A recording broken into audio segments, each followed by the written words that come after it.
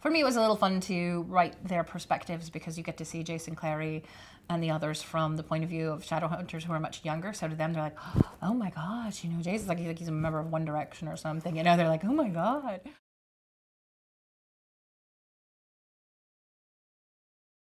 How are you feeling about the final book getting out there?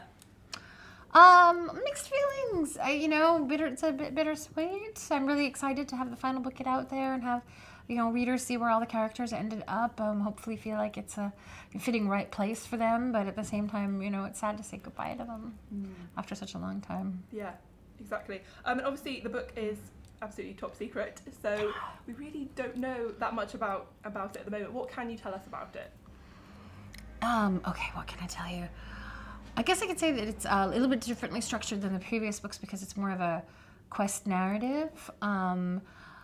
You know, I think the previous Mortal Instruments books, it's been a lot of the bad guys sort of bringing trouble to our main characters and then they have to fight back. In this book, they sort of go after the trouble themselves, and in doing so, they have to travel extremely far and sort of like Frodo going to Mordor, you know, travel through dangerous lands and fight monsters and whatnot. So for me, it was interesting to kind of change up the structure and do this kind of like, you know, great quest at the end of all of the adventures. And do you think there's anything in there that might shock fans? I think that there's some, deaths that surprised me. One or two where I thought, oh, I didn't know this character was going to die, and then they did die.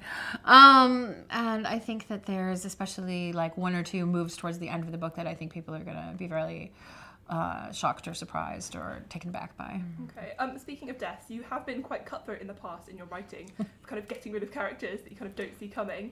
Are there any characters that you kind of regretted getting rid of, maybe, at any point? No, I never regret. You know, just move on like a shark. But no, because I usually plan ahead. You know, I know that the character's going to die pretty much when I bring them in. There's only been, I think, one character that was supposed to die that was saved by a last-minute intervention by one of my friends. And that was Henry in the Infernal Devices. And she wouldn't let me kill him. But then there was actually only one character in City of Heavenly Fire that I hadn't planned on dying. But then as the book developed, I realized that that was the sort of the arc of that character, that they were going to have to die, and I felt bad about it, but it kind of had to happen. But I don't regret doing it because I as long as I feel like it's the right thing for the story, I think it's good. And there have been some rumours that there might be a mention of some of the characters from the Infernal Devices in this book. Can you confirm or deny? True. It's true.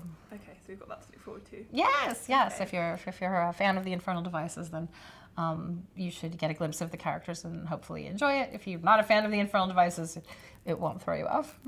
And we have to talk about Jonathan, who is a very interesting but kind of very dark and quite frightening character. But there are a lot of fans who actually kind of fancy him as well. Do you find that weird? No, because I think that, you know, literature is a place where you can kind of safely explore all sorts of stuff that you want to in real life, you know. I think that, you know, we all have it's the same reason that we enjoy slasher movies or, you know, any kind of dark stuff in our media or things like Games of Thrones. It's not because we would actually want to be or know these people, but it's great to enjoy them at a sort of fictional remove. And I think that Jonathan is a very intense character, and so when you're reading about him, it's exciting, and so it's normal to be like, you know, well, I want to get to the parts about this guy because they're exciting. Yeah, because we know it's fiction, yeah. And do you have any kind of weird crushes in fiction? Who's your, like, weirdest crush? Weirdest crush? Oh, I'm trying to think, and all of my crushes are, like, boringly normal. In fiction, Moriarty, maybe. Oh, nice. Yeah, I can see that, I fancy actually. Moriarty. I don't think it's just the TV show. I did before even the TV show. I always wanted a criminal mastermind boyfriend. And if you could ride off into the sunset with any fictional character ever, who would it be? Mr. Darcy. Oh, nice. Good choice. Always a good choice. And you started out writing Harry Potter fan fiction as well. Do you kind of ever read any of the kind of fan fiction about your writing online? Well, technically you're not supposed to, which is one of those weird rules that sort of gets handed down, that legally you're not meant to read fan fiction of your own work, but sometimes I'll read my friends' fan fiction of their work, and they'll read fan fiction of my work, and they'll sort of tell me what's happening, and I'll be like, oh, really? you know, and I'll read their stuff and tell them what's going on. So sometimes they'll report back to me, you know, that they read some very racy, you know, Luke Isabel fan fiction, and I'll be like, no, I wouldn't have thought of that. But all right then. I love it. And obviously you've got the Dark Artifices series coming as well. Is there any kind of hints that you can tell us about that? Because kind of we don't know too much about that at the moment.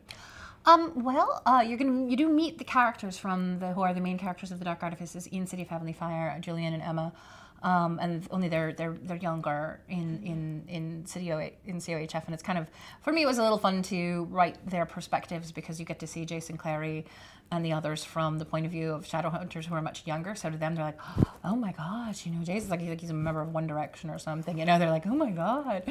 And I thought that was quite cute and fun. But by the time that we get to Dark Artifices, they're of course, you know, 17, 18. They're, you know, nearly adults, and then the story sort of becomes theirs. And I think that at the end of City of Heavenly Fire, you get the sense of a sort of passing of the torch to the next generation to kind of carry it forward. And then the Dark Artifices is set in Los Angeles, which is actually where I grew up. So I'm really excited to set a book there and get to write about, you know, someplace that I know the feeling of what it's like to grow up there.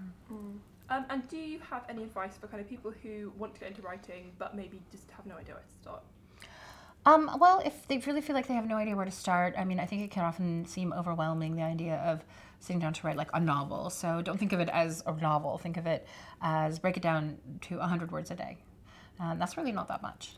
I mean, they probably type as much on Twitter in a day, you know, that's 10 tweets. So then just think, I'm going to, you know, write 100 words every day. And then at the end of the month, I'm going to look at what I have, and I'm going to realize, you know, that I have 3,000 words. And then by the end of the year, I'm going to have, you know, 36,000 words, and that's nearly a book in and of itself. And so if you start small and don't like frighten yourself with how much you have to do, I think that can really help. Yeah, it definitely makes it sound like less of a kind of mountain. Yeah. Otherwise it's too, you know, every mountain climb starts with a single step. So, you know, just take the one step a day. Yeah, amazing. And to finish off, because it's a City of Heavenly Fire, we've got a quick fire quiz for you. So I'm just going to give you stuff, so just give me your first answer, okay. Like immediate reaction. Okay, so mortal or immortal? Immortal. Vampires or wolves? Vampires. Elizabeth Bennet or Jane Eyre? Elizabeth Bennet. Nice. Will or Jace? I can't choose. No, that's impossible. Sorry, Waste. Real book or ebook? A real book. Fairy ring or mortal sword? Mortal sword. Nice. Infernal devices or mortal instruments? Oh, I can't decide there either.